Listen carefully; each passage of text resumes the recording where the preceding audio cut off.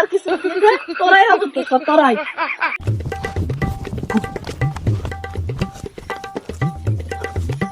সেনাপতি আমার সিংহাসন কোথায়?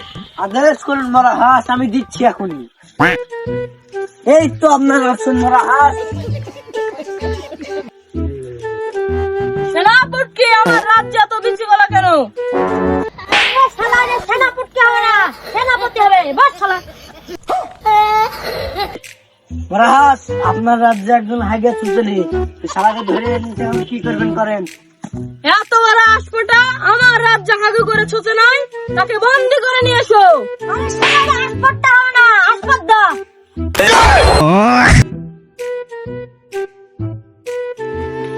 এই যে মহারাজ, শালাকে ধরে এনেছি, শালা হাইগে চুচলি, শালাকে ছেলে বন্ধ করেছে।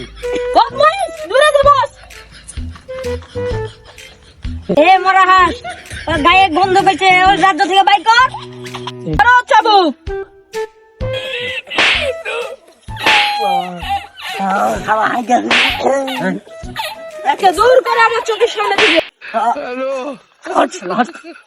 হাইগে চুচলি আসার জন্য গাল করতে নেই। কিরে, তুই রাজা না আমি রাজা? তোর কপাল ভালো, একসাথে লেখাপড়া করেছি, হাগু মতো করেছি। তুই আমার বাল্যকালের বন্ধু হইলে তুই বেঁচে গেলি, তুই আমাকে রাজ্যের ভিতর চর মারিস। সেনাপতি আমার রাজ্যে কি পানির অভাব? তারা হাগু করে ছুঁচে না কেন? মহারাজ, আপনার রাজ্যে অতি খরা হওয়ার কারণে পানি নাই, ব্যাপারে প্রজারা মাঠে হাইগে পাতা দিয়ে মুছে।